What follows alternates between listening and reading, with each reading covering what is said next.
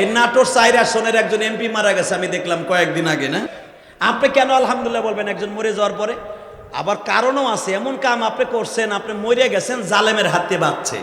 MP সাহেব মারা গেছে, তার জীবনে কি কোনো ভালো কাজ নাই? অবশ্যই আছে। তা আপনি খারাপ বলে কি হবে? আল্লাহর কাছে তার কিছু আমল আছে যেগুলো এখন আল্লাহ এমনি মাফ করে দেবে তাকে। মাননীয় প্রধানমন্ত্রী শেখ হাসিনার একটু প্রশংসা পাওয়ার লেগে সংসদে দাঁড়ায় আধা ঘন্টা খালি বঙ্গবন্ধুর প্রশংসাই করে। মুমতাজ মুমতাজ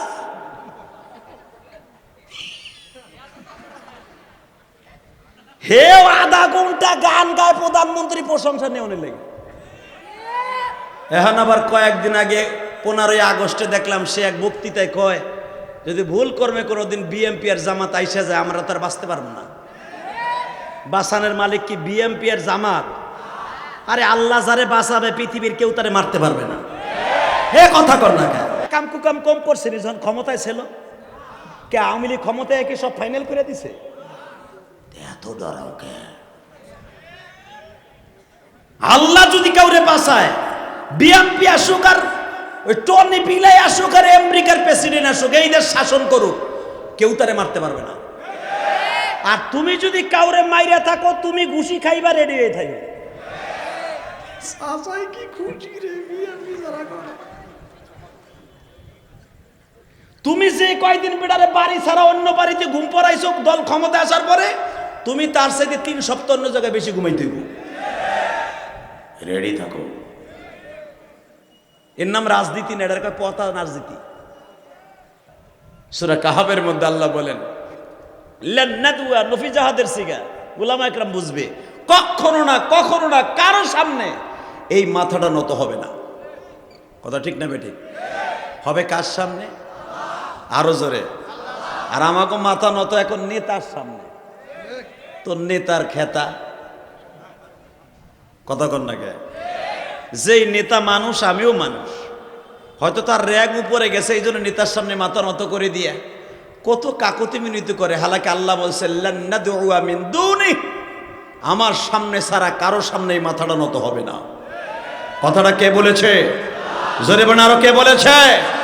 যদি কোন নাস্তিক, কোন বেঈমান আমার আপনার মাথাকে কিনতে চায়, কোরআনের বিরুদ্ধে কথা বলতে চায়, বিশ্বনবীর বিরুদ্ধে কথা বলতে চায়, দল মত নির্বিশেষে তার বিরুদ্ধে আন্দোলন হবে। কারা কারা রাজি আছো? আল্লাহকে দুই হাত তুলে দেখাইয়া দাও।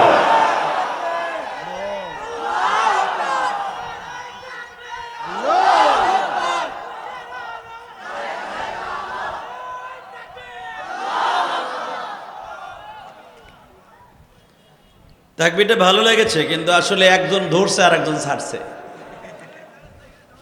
তাকবীরটা হবে মাহফিলের মাঝখান থেকে হযরত ওমরের মতো, জোরকান আল্লাহু আকবার। মুসলমান এমন একটা শব্দ, মোসার সেনুর মাথাটা কাটলেই তারে মুসলমান কয় না। সেনুর মাথা বুঝেন? সেনুর মাথা কি আমার? ওই যে যেটা কাটলে আজ থেকে 20 বছর আগে মাইক বাজাইয়া ঢোল ডগর পিটে বলতেন আমার ছেলেরে মুসলমানি দিছে। কথা কন না কেন? মুসলমানি দিলে আর টাকা পয়সা থাকলে মান থাকলেই তারে মুসলমান কয়? আরে ভাই, মুসলমান তো তাকেই বলে উদখুলু ফিস সিলমি কাফা ওয়ালা তাত্তাবিউ খুতুওয়াতিশ শাইতান। মুসলমান তো তাকেই বলে যে ইসলামের ভিতরে ঢুকবো তো পরিপূর্ণভাবে ঢুকবো। অর্ধেক হলো এই নৌকায়, আর একটা হলো ওই নৌকায়। একটা দিয়ে দিছি পীরের সামনে, আর একটা দিয়ে দিছি আল্লাহর সামনে। দুইজনের সামনে ইমান ভাগ করে দিয়ে দিছি। পীর একদিক টানে কয় আমার দেন গরু লইয়ায়, আবার আর একজন বলতেছে আমার হুকুম আদায় করবি, জান্নাতে ধাক্কা দিয়ে ফেলাই দিব। সব কিছু শয়তানি কথা। কথা ঠিক না বা ঠিক? পৃথিবীতে আল্লাহ ছাড়া কারো সামনে মাথা নত করা যাবে না, কারো ইবাদত করা যাবে না। যখন আল্লাহু আকবার। অতএব তাকবীর হবে তো হযরত ওমরের মতো হবে ইনশাআল্লাহ। বলেন আসেন, আমার মাবুদ কোরআনে কি বলে। এই গরমের ভিতরে আপনারা বেশি সময় কষ্ট দেব না। আপনারা জানেন আমি গত 1 সপ্তাহ আগেও ডেঙ্গু জ্বরে আক্রান্ত ছিলাম। আমার প্লাটিন নেমে আসছিল চেয়ারম্যান সাহেব মাত্র 20,000-এ।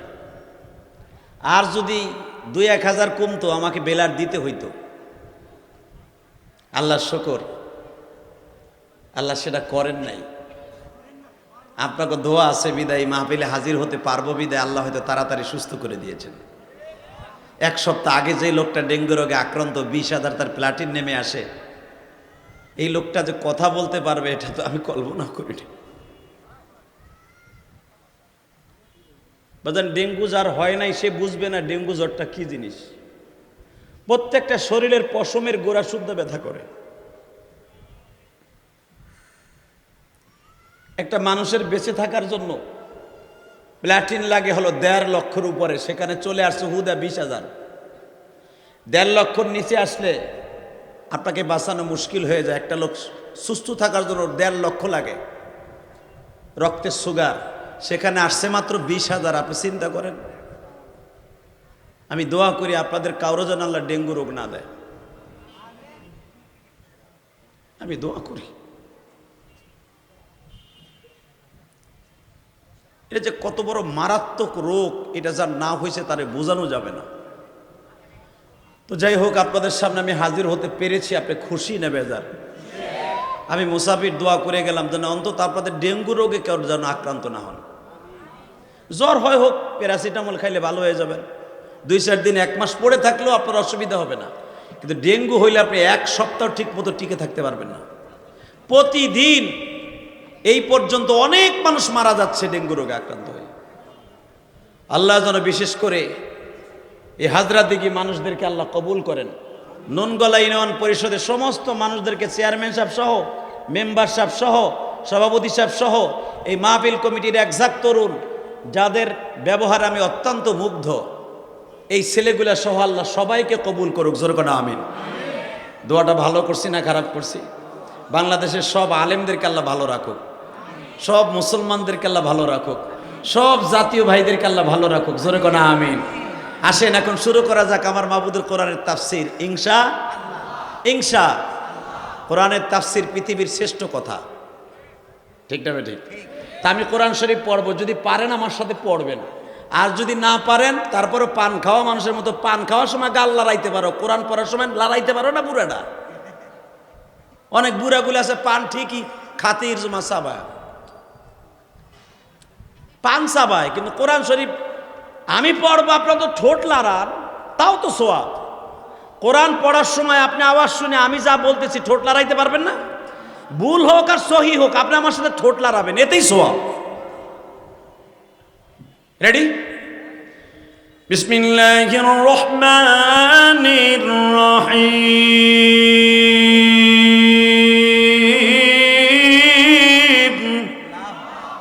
কোরআন তেলাওয়াত শেষ হইলে আপনার সমস্ত শরীরের শক্তি দিয়া আল্লাহু আকবার বলবেন।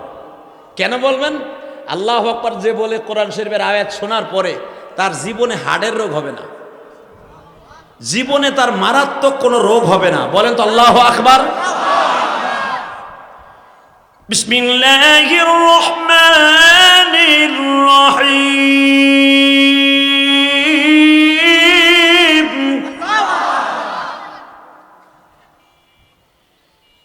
ইয়া আইয়ুহাল্লাযীনা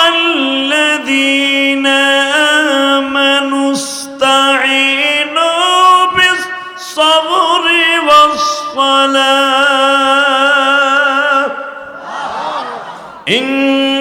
ইন্নাল্লাহা মা'আস-সাবিরিন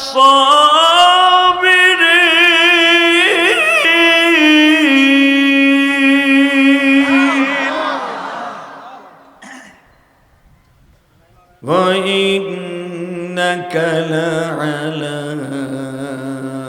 খুলুকিন আযীম। আমি দুই দিকে দুইটা আয়াত তেলাওয়াত করেছি। জোরে কোন মারহাবা। আল্লাহর কাছে চাইতে হলে কি দ্বারা চাইতে হবে? নামাজ আর সবর দিয়ে। জোরে কোন মারহাবা। কি দিয়ে চাইতে হবে? এখন যদি আমি জিজ্ঞেস করি এখানে ইশারের নামাজটা কে কে পড়ছেন, আমার মনে হয় এখানে অনেক চান্দু চাচাই থাকবে, হে পড়ে নাই। কথা ঠিক না বেঠিক? যদি যুবকদেরকে জিজ্ঞেস করি যারা ওয়াজ দিছে, হ্যাঁ গো যদি জায়গায় নামাজ পড়ছো, আমার মনে হয় যদি সদস্য 30 জন থাকে 25 জনই নামাজ পড়ে নাই। কি ঠিক বলছি না বেঠিক বলছি? হালাকি আল্লাহ কোরআনে কি বলছেন? ইয়া আইয়ুহাল্লাযীনা আমানু ইসতাঈনু বিস-সাবরি ওয়াস-সালাহ। আমি আল্লাহর কাছে চাইবে দুইটা জিনিসের দ্বারা। কয়টা? জোরে কন, আরো জোরে। আর ইলেকশন আইতেছে চাচা, ক্লিয়ার করো গলা। আল্লাহ কিরস, উনি বলে করছে। এই মুসলমান, আমার আল্লাহ শিখাই দিলেন আমার কাছে চাইবা আমানুস্তাঈনু বিসসবরি ওয়াসসালাহ। এখানে কিন্তু ইহুদি নাসারা মুশরিকদেরকে আল্লাহ বলে না ইয়া আইয়ুহাল্লাযীনা আমানু, যারা আমাকে বিশ্বাস করেছো, ঈমান বলে ঈমানদার হিসাবে দাবি করেছো, মুসলমানের ঘরে জন্ম নিয়েছে। এখানে ইহুদি নাসারা কোন ধর্মের মানুষের কথা বলে, ডাইরেক্ট মুসলমানকে বলেছে। যারা ঈমান এনেছো, এক খোদা বলে বিশ্বাস করেছো, 33 কোটি খোদা না, এক খোদা বলে বিশ্বাস করেছো। ইয়া আইয়ুহাল্লাযীনা আমানুস্তাঈনু বিসসবরি ওয়াসসালাহ, ঈমানদারেরা আমার কাছে চাইবেন নামাজ আর সবরের দ্বারা। এক নম্বরে আমার কাছে নামাজের দ্বারা চাইবা।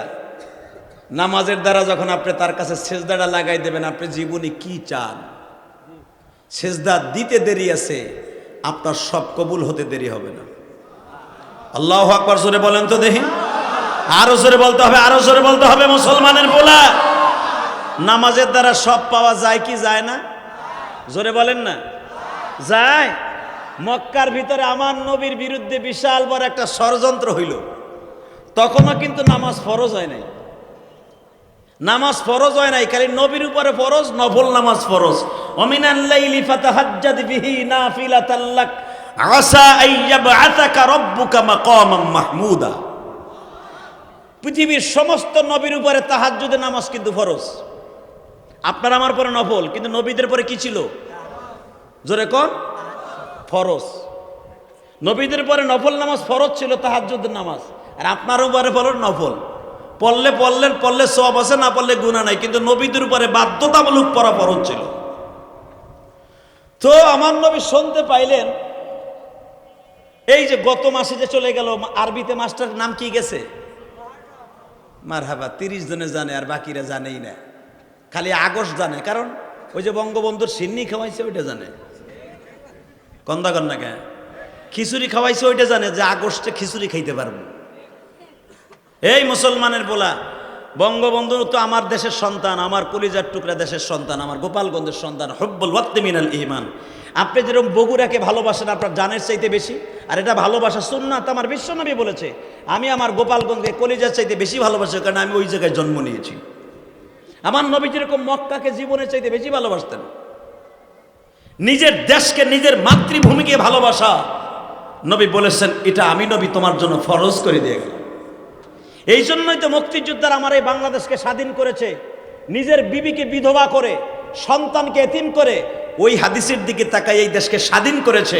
মুক্তিযোদ্ধারা নিজের দেশকে ভালোবাসতে যায়। আল্লাহু আকবার জোরে বলতে পারলেন না?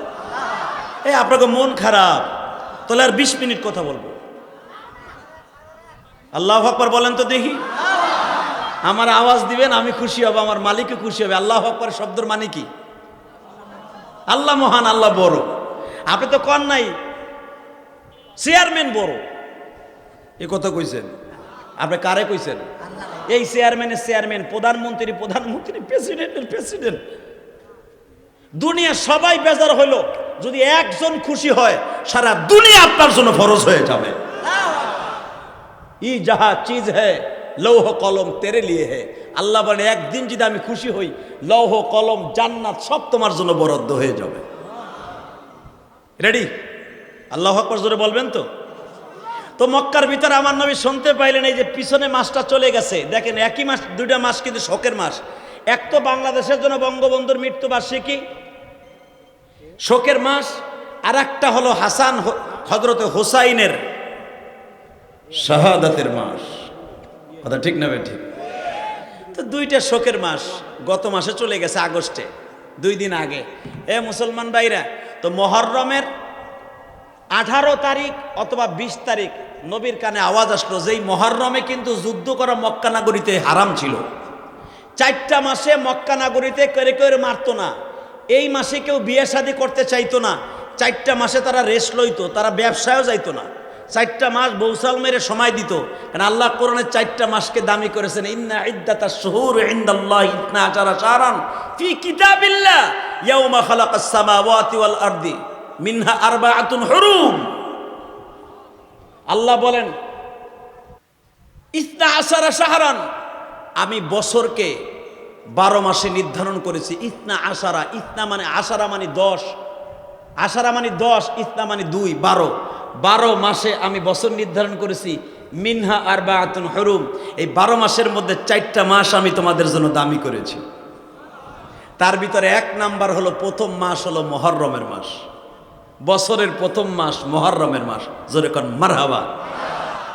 বাজান এই মুহররমের চাঁদে আমরা শুধু জানি হুসাইন শহীদ হয়েছে, হালাকে মুহররমের চাঁদে আমার আল্লাহ দুনিয়া বানিয়েছে। মুহররমের চাঁদের এক একটা প্রশংসা করি, আগামী বছর পর্যন্ত যদি বেঁচে থাকেন আপনি খুশির আনন্দে আল্লাহু আকবার বলবেন যে কি ভুল করলাম, মুহররমে কেন অন্তত একটু ইবাদত করলাম না। আল্লাহ রসুল বলেন আসিয়ামু বা'দা রমাদান শাহরুল্লাহিল মুহররম।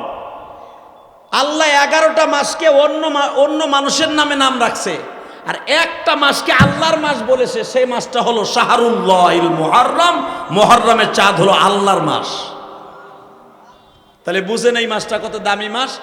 এই মাসে সবচাইতে আমার নবীর জীবনে একটা ট্রেজেডি ঘটনা ঘটে গেছে, যেটা আমি এখন আপনাদের সামনে উপস্থাপন করব এই আয়াতের আলোকে। তো মুহররমের মাসের একটু ফজিলত আপনাদের সামনে বর্ণনা করি। যখন রিসেন্টলি চলে গেছে মাসটা, আমার বিশ্বনবী বলেন মুহররমের চাঁদে আমার আল্লাহ দুনিয়া বানিয়েছে। কি ব্যাপার, আপনাকে সুবহানাল্লাহ বের হইল না যে? মুহররমের চাঁদের 10 তারিখে আমার আল্লাহ দুনিয়া বানিয়েছেন। মুহররমের 10 তারিখ পৃথিবী ধ্বংস করে দিবেন। মুহররমের চাঁদের 10 তারিখে আদম আলাইহিস সালামের ভিতরে আল্লাহ জান দিয়েছেন। ইউনূস নবীকে মাছের পেট থেকে আল্লাহ পরিত্রাণ করে দিয়েছেন। নূহ নবীকে আল্লাহ নৌকার ভিতরে বাঁচাই দিয়েছেন। মুহররমের 10 তারিখ সর্বশেষ নেক্সটে আমরা যেটা জানি হুসাইন রাদিয়াল্লাহু তাআলা শহীদ হয়েছেন, তাই না? আর একটা ঘটনা আমার নবীর জীবনে ঘটেছে এই মুহররমের চাঁদে। নবী মক্কা নগরীতে শুনতে পাইলেন আমারে মক্কায় মেরে ফেলবে, আমার আর বাঁচতে দিবে না। আমার নবী কি গুন্ডা ছিলেন? হ্যাঁ, লন্ডনে বসে কানাডায় বসে একটা নাস্তিক, যুবক, বগুড়ার যুবক, যদি সত্যিকারে তুমি হলা জিয়াউর রহমান, প্রেসিডেন্ট জিয়াউর রহমানের এলাকার সন্তান, আমি হলাম বঙ্গবন্ধু শেখ মুজিবুর রহমান কলিজার টুকরা সন্তান, গোপালগঞ্জের সন্তান, 2 রহমান এলাকার মানুষ, দেখবো কার ইমানের কত জোর আছে। এখন রেডি? লন্ডনের জমিনে বসে একটা তেলাচোরা পাখি, একটা নাস্তিক, নব্য নাস্তিক, নাম তার আসাদ নূর, সে আমার নবীরে বলে মধ্যপ্রাচ্যের মক্কার ডাকাইত নবী মুহাম্মদ। নাউজুবিল্লাহ আসতে বললে পাগল হয়ে মরবা। এই বগুড়ার যুবক, দীপ্তকান্ডে আওয়াজ দেবে না যদি মুসলমানের রক্ত থেকে থাকে। শুধু আসাদ নূর নয়, বাংলাদেশে অনেক বুলাগার আছে। আসাদ নূরের খালতু ভাই, মামাতু ভাই, বিশ্বনবীকে তারা এখনো ডাকাইত বলে, চরিত্রহীন বলে গালি দেয়, যার চরিত্রের গ্রান্টে আল্লাহ কোরআনে কারিমে ভাবে দিয়েছে ওয়া ইন্নাকা লাআলা খুলুকিন আযীম। আমার এই চরিত্রবান নবীকে যদি কেউ ডাকাইত বলে, চরিত্রহীন বলে, ওরে জায়গায় পুঁতে ফেলবো, জায়গায় মার্ডার করবো। কে কে রাজি আছো? আল্লাহকে দিয়ে হাত তুলে দেখায় দাও।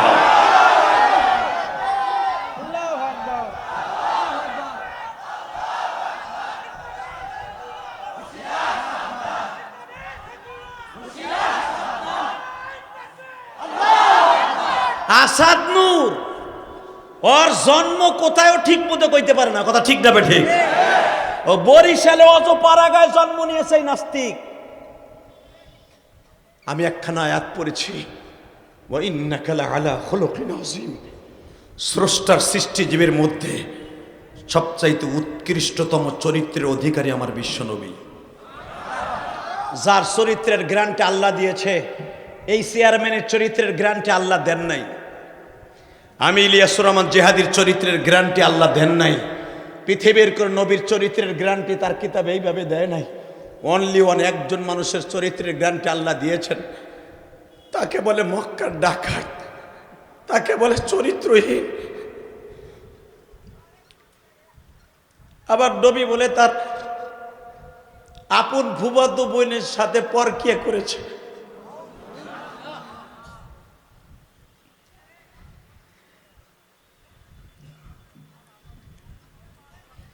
বগুড়ার মুসলমান ভাইরা, পৃথিবীতে একজন মাত্র মানুষ হাসলে আমার আল্লাহ সব সময় হাসতেন, যার চোখের পানি দেখলে আল্লাহ সহ্য করতে পারতেন না,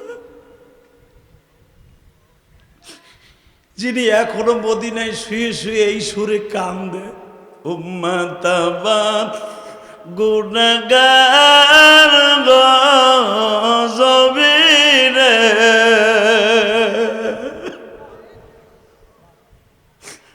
উম্মতের মাফ করে দাও মওলা। বেজান রে, আমার নবীর কথা শুনিয়া যদি কারো চোখে এক ফোঁটা পানি আসে, হে বগুড়ার ভাইরা,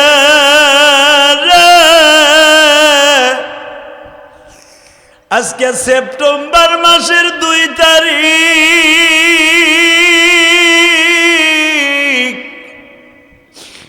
এই সেপ্টেম্বরের 2 তারিখ হাজার হাজার মুসলমান এই তীব্র গরমের মধ্যে যদি চোখের পানি ফেলাইয়া কান্দ আর বলো, মালিক রে,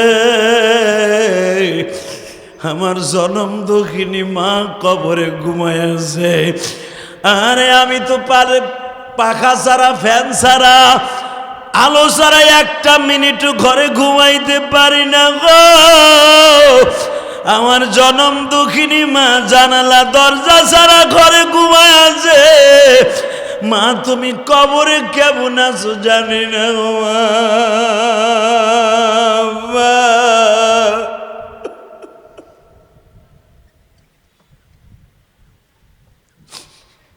বেজান, আমি ইলিয়াসুর রহমান জেহাদি 12 বছর বয়সে মা হারাইছি। আমার এতিম নবী 6 বছর বয়সে মা হারাইছে। আমার নবী জীবনে বাপ বলে কাউরে ডাকতে পারে না। আমার নবীর দুধ ভাইয়ের নাম ছিল আব্দুল্লাহ, হালিমায়ে সাদিয়ার সন্তানের নাম ছিল আব্দুল্লাহ বাবা। আমার নবীর বাবার নাম আব্দুল্লাহ। আমার নবী মাঝে মাঝে হালিমায়ে সাদিয়ারে বলতেন, মা, আব্দুল্লাহ রে তুমি আব্দুল্লাহ কয়ে আমার সামনে ডাইকো না। আব্দুল্লাহ কয়ে ডাক দিলে আমার বাবার কথা মনে পড়ে যায়। আরে আমার নবী বাবা মায়ের কত পাগল ছিল বগুড়ার যুবক ভাইরা রে। আমি তোমাদের 2টা পাও ধরে বলে দিয়ে যাই, কাদের মা বাবা কবরে ঘুমিয়ে আছে আমি জানি না, কার মা বাবার কবরে জাহান্নামের আগুন ধাউ ধাউ করে জ্বলতেছে আমি জানি না। শুধু এতটুকু জানি রে ভাই, তোমার চোখের পানির খাতিরে এখন মা বাবার কবর আযাব মাফ হয়ে যাবে। আমার নবীর এতিম নবীর কথা শুনিয়া যদি এখন তোমার চোখে পানি আসে, আমার নবীর রওজার থেকে তোমার মা বাবার কবরের সাথে একটা রাস্তা হয়ে যাবে। আল্লাহু আকবার জোরে বলতে পারেন না? এই চেয়ারম্যান সাহেব চলে যায়, আবার আসেন। আল্লাহু আকবার জোরে বলতে পারেন না? এ বাজান, যার চরিত্রের গ্যারান্টি আল্লাহ দিয়েছে, আমার ওই নবীরে আমি দল যেটা মনে চায় সেটা করবো। আওয়ামী লীগ করি, বিএনপি করি, জামাত ইসলাম করি, জাতীয় পার্টি করি, যেটা মনে চায় সেটা করবো। এটা আমার ব্যক্তিগত মত আর পথ। কিন্তু আমার নবীর এনে কেউ গালি দিলে ওর জাগায় পুঁতে ফেলবো। হে বগুড়ার ছেলে, যদি সত্যিকারে মুসলমানের রক্ত থেকে থাকে, আওয়াজ দাও তীব্র কণ্ঠে, ওরে জাগায় পুঁতে ফেলবো, ওরে মার্ডার করে ফাঁসির মঞ্চে ঝুলবো। কে কে রাজি আছো? আর একবার আল্লাহকে 2 হাত তুলে দেখায় দাও।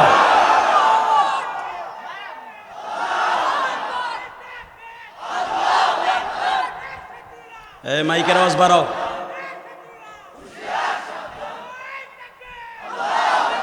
মাইকের আওয়াজ বাড়াও, টন ব্যাস বাড়াও, মাস্টার বাড়াও, একসাথে বলতে হবে।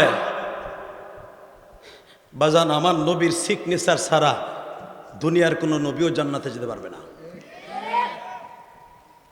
I come challenge. শুধু আমার দিকে বলবেন, তাকায় বলবেন, সব মেনে নিব, আমার নবীর চরিত্র নিয়ে কেউ কথা বললে এটা মেনে নিব না। বঙ্গবন্ধু শেখ মুজিবুর রহমানের একটা গালি দিলে তার 14 গোষ্ঠী শুদ্ধ উদ্ধার করে ফেলে আমার শাশুড়ি শেখ হাসিনা। বরঞ্চ সে বিএনপির হোক আর তার দলের হোক, যেই দলেরই হোক, আওয়ামী লীগের একটা পাত্তি নেতার এলাকায় যদি বঙ্গবন্ধুর কেউ একটা গালি দেয়, গালি তো দূরের কথা, বঙ্গবন্ধুর ছবির পোস্টার দিয়ে যদি কেউ অপমান করে, তার 14 গোষ্ঠী শুদ্ধা পিঠ মরল দিয়ে বাইন্দা থানায় ঢুকায়। কথা কন না কেন? বঙ্গবন্ধুর চাইতে আমার নবীর কদর কম না? জিয়াউর রহমানের চাইতে আমার নবীর দাম কম? ওরে বল্টুর ভু বল্টুরে, আমার দিকে তাকায় বলো, দুনিয়া সব মেনে নিব, আমার নবীর ইজ্জতে কেউ আক্রমণ করলে আওয়ামী লীগ করি, বিএনপি করি, নামাজ পড়ি বা না পড়ি পরের ব্যাপার, কিন্তু নবীরে গালি দিল আর দুনিয়া বাঁচায় রাখবো না। রেডি? রেডি? আল্লাহু আকবার জোরে বলো তো দেখি। নব্য নাস্তিক আসাদ নূর আর লোপা ম্যাডাম লোপা, সে বলে নবী মুহাম্মদ তার ফুফাতো বোনের সাথে পরকিয়া করছে। নবী মুহাম্মদ ছিল একটা চরিত্রহীন। আমি আসাদ নূরে বলেছি, আবার ওই এতগুলা মিডিয়ার সামনে আমি আবার চ্যালেঞ্জ করছি নব্য নাস্তিককে, তুই বাহিরে বসে আমার নবীর গালি দেশ কে? যদি মায়ের স্তনের দুধ খায়া থাকস, বাংলার জমিনে আয়। শেখ হাসিনা সরকার তোরে কি করবে না করবে জানি না, তোরে বগুড়ার কোন ছেলে যদি বাটে পায়, তোরে মুলার মতো শশার মতো চাবাই খেয়ে ফেলাইব। এবার ইমানের পরীক্ষা হয়ে যাবে, আমি দেখবো এই চরমনার মুরিধন কোন পীরের মুরিধন আমার দেখার বিষয় নয়। চরমনে আল্লাহর কুতুবের হন, শর্ষিনার হন, ফুরফুরার হন। এখানে আপনাদের এখানে 2টা মাজার আছে, দাদা কহরুল্লাহ না, আর একজন মস্তান না, সুলতান সরোয়ার না, ওনার নাম মাই সরোয়ার। আল্লাহ এই কবরগুলোকে জান্নাতের টুকরা বানায় দেন। আপনাদের এই জায়গাটা মিয়া এই সমস্ত বুজুর্গর দ্বারা আবাদকৃত। এটা তো হিন্দু এলাকা ছিল, তাই না? সেই বড় জালিমের এলাকা ছিল এই বগুড়া। এই জালিমকে আপনারা তারাইয়া এই দেশে ইসলামের পতাকা উঠাইছেন। আপনারা শাহজালামানের চাইতে ওই দেশে সিলেটের চাইতে আপনাদের শক্তি একটু কম না? এই বগুড়া খুব ত্যাগ তিক্ষার বগুড়া, যেরকম ঠিক না বেঠে? বগুড়ার ইতিহাস বড় করুন। বগুড়ার ইতিহাস নিয়ে যদি ওয়াজ করি, আপনার যদি বেশি 2 ঘন্টা যাইবেও খালি বগুড়ার ইতিহাস। বগুড়ার ছোট চোখে দেখবেন না তো। বগুড়ার ইসলাম প্রতিষ্ঠার জন্য অনেক কষ্ট করেছেন এই 2 বুজুর্গরা, এবং তাদের সাথে যারা আসছিলেন এই দেশে ইসলাম প্রচারের জন্য, তাদের অনেক রক্তের বিনিময়ে, অনেক ত্যাগের বিনিময়ে বগুড়া শহর, এই বগুড়া জেলা। আল্লাহু আকবার জোরে বলতে পারেন না? অতএব আপনাদের দাম অনেক বেশি। এই এলাকার মানুষ যদি আস্তে আওয়াজ দেয়, আমি এটা মেনে নিব না। রেডি? রেডি? আমি আসাদ নূরে চ্যালেঞ্জ করলাম আপনাদেরকে নিয়ে, আমি দেখবো কে কে আমার সাথে চ্যালেঞ্জ করতে পারেন। যুবক, এই কলেজের বন্ধু, আয় তো আমি তোর সাথে বন্ধুত্ব করব। তোর পায়ে হাত দিয়ে বলবো, আসাদ নূর যে এয়ারপোর্ট দিয়ে নামবে বাংলার জমিনে, ওই এয়ারপোর্টের মধ্যে গাড়ি ফেলবো। রাজি আসো না? নাই কে কে রাজি আসো? আল্লাহকে বজ্রের মতো তো হাত তুলে দেখায় না মুসলমানের সন্তান।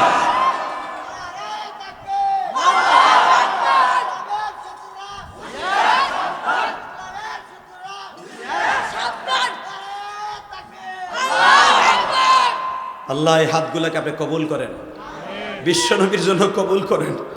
বৃষ্টি সবের হাত থেকে যেন আমরা টিকিট নিয়ে কিয়ামতের মাঠে নবীর গাড়িতে জান্নাতে যেতে পারি, সেই তৌফিক দান করেন।